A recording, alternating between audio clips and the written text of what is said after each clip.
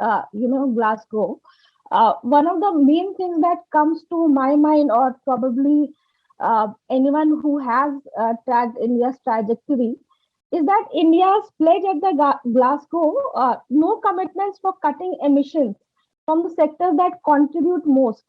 For instance, mining. There have been no commitments made in that sense. So India's commitments largely remain limited to, and even growing in the sense of land and forestry sectors, as Ashish already mentioned. India's main commitment and a driver of all of India's climate change policies has been the land and forest sector, and it's right now at 12%, and it's likely to grow. So I have some of the figures that I would like to show, and how basically India's national forest policy and all of India's policies surrounding the climate change debate have focused land and forestry sectors as drivers of climate change. And there's an increasing trend also that shifting emissions reductions by cutting emissions from major sector to the land and forest. And in the INDCs, we see that uh, India is saying that the carbon sinks will be created from lands, and there's no actually scientific basis for that. Almost a third of greenhouse gas mitigation is required to avoid the catastrophic climate change, and that will come from the so-called nature-based solutions. So, what do we mean when we are talking about nature-based solutions? And these basically include protecting and restoring forests, peatlands, afforestation, and blue carbon, and improving agricultural practices. So, one of the major concerns that remains is about this targets that India has been mentioning. For instance, I was doing this article in around June, which was basically about commercial coal mining opening up in India, uh, commercial coal auctions. So during that time, India was still at, India was still saying in multiple press releases that 170 it was committing to 175 gigawatts of renewable energy by 2022, which was practically which is practically next year. And it was very interesting when I spoke to different people and tried to do the mathematics and calculations myself. The many different sections and groups uh, calculated differently. Like there was a Terry report which said that this target is achievable, and there were different other reports which said, or for instance, people experts like Sunil Jain on renewable energy who said that this target is not achievable. So there was a sort of mixed opinion around that time also. And then uh, in COP26, we see that India has now committed a new figure. So during that time also a question like the question kept coming to my mind, and the discussions that I was having with everyone was that, you know, uh, is it achievable or not? So, and that question dragged on for so long. But only after speaking to a lot of these experts and people on the ground did I realize that probably we were asking the wrong question. You know, that the question is not whether or not India will achieve these targets. The question is basically who is at the center of India's climate change policies, various policy documents, and how is their agency, or how is their interest featuring in all this, in this entire debate. So far, I think in the first session, even as part of the EFCI, we also heard a lot of this. In fact, in most of the sessions, there has been a consistent focus on whether India will receive the committed climate finance from developed countries, And the question is always being made of a case of not having enough resources. So India is basically crying out loud at a global platform that it is the subaltern among all the countries. It's the subaltern. But at the same time, when we see the climate change policy and how the resources that India already has are being spent, one can notice the contradiction. So I just want to go to this table where I can show that Ashish was telling us about compensatory afforestation. Most of in if one sees the national action for NAPCC 2008 or other plans, one sees all these schemes and programs. For instance, there's CAMPA, there's this Green India Mission, there's National Afforestation Program, then there's plantation under Manrega. One can see that in crores, how much of a total sort of investment or funding is going into these programs. And the Supreme Court now has said that India, in fact, has more money under CAMPA. So this brings us to the larger question that it is not clear that how, if India indeed manages to secure the green finance that it seeks from developed countries, will it be utilized? Then we see the complete sort of India has now in 2020 as part of the COVID recovery package uh, come up with this commercial coal auctions, which has uh, largely opened up all the coal mines which were already having some kind of land and environmental conflict issues. So even when one visits any of these areas, one sees that these were already rife with some conflict or some issues. So here these pictures I just use for cues from one of these areas which is in remote Jharkhand. This is known as Dumka Pahadi Tola, and this is these houses you can see. So the point of showing this particular houses, if you can see, it has some specific it has a very peculiar construction. So when we visited this area, it was like it uh, all the houses were deserted. If one sees here, if all the windows are closed, windows are also not looking like something that might give ventilation. So these houses were built as part of another coal mine in the same area, which is known as Aluvida coal mines. And this was basically a contract between the Punjab State Electricity Board and the Jharkhand government. And under that, some people had uh, accepted the rehabilitation that was offered to them. And as part of that rehabilitation package, these houses were constructed for them. And then we asked people that, do you stay in these houses? So everyone unanimously said that since the time these have been constructed, these houses have remained closed. And in one of the cases, the houses have been constructed without a pillar, and the roof fell on someone's head, and the person died. And there was no people didn't have the resources to approach the courts, or they didn't have the wherewithal to fight this case, and they just let it let the issue die down, and they did not do anything about it. Similarly, this entire patch of land, if you can see, it's covered with coal dust. And here we can see that some kind of local mining is going on. Probably this will be touched upon, like the Samta judgment says that even if mining has to take place, the people who are residents of that area, especially the tribals, uh, they can do that at a very local and minimal basis.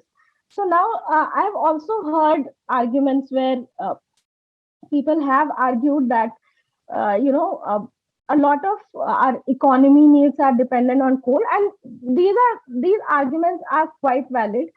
and there's no denial to that. But my question, with any methodology that conducts a research in these areas, or uh, conducts a research on the efficacy of continuing with coal based power plants for people, uh, okay uh, continuing with these coal based power plants, is my question is that, have you is this the kind of job that they want to do, or is this something that they do out of choicelessness? So uh, any kind of sort of argument that is arguing that there's this dependency of so many people on the mining, on the especially on mines related to coal, that is the first priority of question, that what is the kind of life or livelihood that people foresee here. So here I would like to play a small video. तब ने चावल सिझेबे धान तब ने चावल बनता है, तब ने खेबे, तब ने दाम बचता है। और जंगल पे कंपनी आया, फिर कंपनी आया तब रुपया आता है, रुपया से हम पैदा करबे तब न लगे, पैदा करबे तब न खेबे। अभी व्यापार के जाइए धान का पैदा भले धनवा काटलिए तब न सिझौलिए तब खोलिए ड्राम में भर लिए तब ने निकाल निकाल खेबे। अब धनवा दौरा तो देना करबे, धनवा का दौरा कहाँ गया? पैसा पैसा कमेबे, पैसा से चावल लेबे तब न खेबे। तो पैसा ना कमेबे तो कहाँ पेबे चावल? अभी धान पैदा करोगे तब न चावल खाइए। तो खेती बाड़ी हम इन कंपनी दे देबे तो हम का खेबे? हम इन कंपनी के खेती बाड़ी ना देबे, हम इन धान पैदा करबे खेबे। सब्जी सब्जी उपजो, रोटी आलू प्याज लहसुन सब चीज उपजो, तो खाइए अपन सुधा। अब देखो करो ये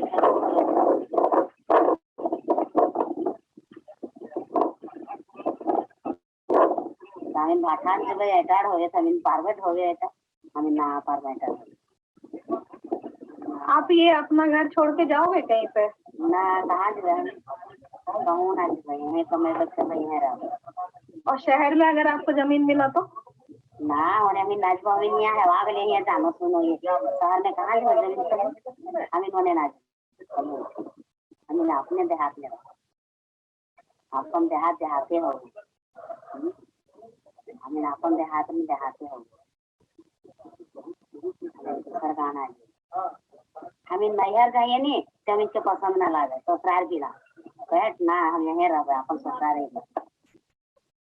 हम ना हम जब नैहर में हम ना रहिए, को दिन ना रहिए, 1 घंटा रोइए आ जाइए, खाना बनल ना खाइए आ जाइए छोड़ के खाना। अपना हम क्या सोचता है, हमने अपन गाँव में हिस्सा लिए नहीं, 10 लाख ना रही है नैहर। अपनों खाए बाप देखो खाना खा लीजिए है ना, के बढ़िया हो गया सचो कर ले, वहाँ अपन घर का बनता है रुपया पैसा देखबे देखबे तीन दाम तभी रुपया देखते का पता। आज शादी कर दिले तो भगवान हो गई, नहरा ना ससुराल में रहते हम ससुराल अपनों रोके तरफ लगे ना, ससुराल कुछ किया जाए अपने भाई किया जाए ना रहिए नहर ना हम ससुराल में। So this specific interview took place in a place called Gondalpura, which has been auctioned off to Adani, and like people there are completely not, they don't want that these mining companies, no matter which company is it, should come to these areas. So yesterday, I think Chandra Bhushan was mentioning about laws being incorporated into domestic policy, and there are laws like the Forest Rights Act, the PESA, which sort of incorporate which I think someone also mentioned that Forest Rights Act sort of gives the land to people. It's not like that. The term that's very specifically has been used in Forest Rights Act is recognized. So Forest Rights Act is recognizing what people were already doing, the kind of rights that grazing rights, or how they were using the land, customary land, for their many sorts of rituals or grazing purposes. So, Forest Rights Act basically recognizes the rights of the community to not just to earn from their livelihoods from a certain patch of land, but also protect and conserve the biodiversity. And it also empowers the Gram Sabha to have a sort of discussion, and to even allow which projects should come in the area, which development projects should come in the area, and which projects should not.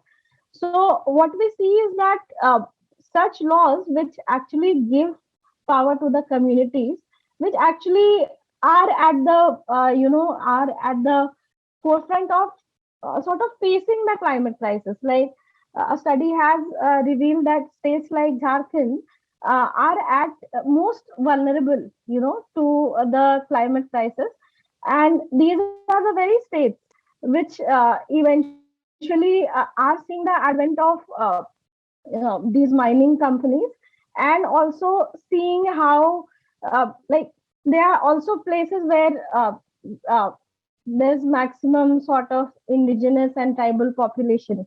So this then brings us to the entire debate of around coal that we have been seeing, especially on the usage and using the terminology and different things, phasing out versus phasing down and other such stuff. But one sees that people have these solutions, and they have these very a lot of like local solutions, and these solutions they have for the climate crisis, which if they are given the autonomy, they will be looking at it from a very different point of view. So having said that, I would like to also point out that how between March 2020 to June 2021, the Forest Advisory Committee, which most of you are aware, a statutory body of the MOFCC, has considered 38 projects spread over an area of 18,923 hectares. Of these, it recommended nearly 80% of the projects for diversion for non-forest use. So it just the entire approach of policy making seems to be very top down, where the communities want something and something else is being completely taken into account. And as I was, there are multiple practices across India that we see communities engaging in. For instance, in Talabira, in Odisha, communities have these protected forests where they have, protected forests for generations. By from their meager livelihood earnings, they will keep someone to protect any sort of, the jungles from being attacked. In similarly in West Bengal also, we saw that in Alipurdar area, even during COVID, people who had these rights like the community forest rights, people who had rights could also manage their own COVID relief. So these kind of and despite that, we see that despite such a huge potential of the Forest Rights Act, we see that only 3% of 3% of the community forest resource rights have been achieved so far, despite such a huge potential. So these factors bring one to think of different what are the priorities when we are talking about climate finance. What are the priorities, where who receives this finance, and once this finance is received, how will it be utilized? Again, the question of I think someone had asked in the chat box, not in so many words, but climate finance usually is being received for mitigation activities and adaptation activities. So mitigation activities are activities such as installing of say a new sort of renewable energy plant, or but adaptation activities are the activities which are more difficult. For instance, doing something in a disaster affected area, sort of creating safe kind of spaces for people, or doing something for disaster recovery. This can come under adaptation. So it is very clear that when the private financing is there, their interest will be profit. None of these entities are going to think about either rights recognition or uh, how communities or people at the grassroots are going to benefit. So when we talk about climate finance on a like broader level, on a sort of superficial level, it is clear that I I think I came across this definition also, that climate finance is something that companies will be investing in, or companies need in order to protect themselves. This also brings me to you know highlight this very interesting investigation by Bloomberg that has appeared only few days back, in which MSCI, Morgan Stanley's index, a company that measures the index for ESG, uh, the basis of measuring that index for this company for other industries is that they will measure the stress that the company will have when they set up a particular plant or their office in a particular area, rather than measuring the stress that the communities or the natural resources will face. So I was just saying that, drawing parallels to that, the point that comes to one's mind is that how uh, even in India, a lot of even government agencies are hiring these private entities to conduct environmental impact assessments. In a lot of uh, cases or research that I have done, I have seen that private entities are being hired. Even for this commercial coal auction, one sees that uh, earlier there was, when when the coal mining was not commercially viable, then it was seen that in a lot of states, state government would enter into partnerships with these local companies. For instance, EMTA, which was a company that came up in West Bengal. So these companies, an official who was not named, that official informed that state governments are entering into partnerships with these companies, so that the process of receiving of approvals for say environmental clearance or forest clearance, that becomes smooth. So it's very clear that how will it become smooth. Obviously there will be some exchange of money, there will be some bribery associated with it, and of course it will not have to do with what people want in that area. So that, I think, sums up what I had in mind. And uh, lastly, like, I would want to end with this very beautiful sort of thought and article that I have read. So um, few things I also wanted to touch upon separately is the kind of climate anxiety like a lot of youth groups are facing, and the kind of culture that we are seeing, that we are seeing a sort of cancel culture in climate movement, when the movement is yet to flourish. uh, an economist will say, oh, this person doesn't know about the economic aspect of it. An engineer will say that, oh, this person doesn't know the technology associated with what we are saying. So in fact, this whole climate change debate presents a unique opportunity to for experts, not just experts, for people from all sort of fields to come together, whether they be engineers, anthropologists, or social scientists, to come together and think about a holistic sort of solution where where interests of people are foregrounded. So in that regard, like, I just want to read this quote that she says that we need to engage all relevant knowledge systems to find enduring solutions to our shared predicament. This includes revaluing and repatriating indigenous knowledge and local knowledge systems, both through policy changes and indigenous activism within a world from which they were systematically disqualified and subjugated.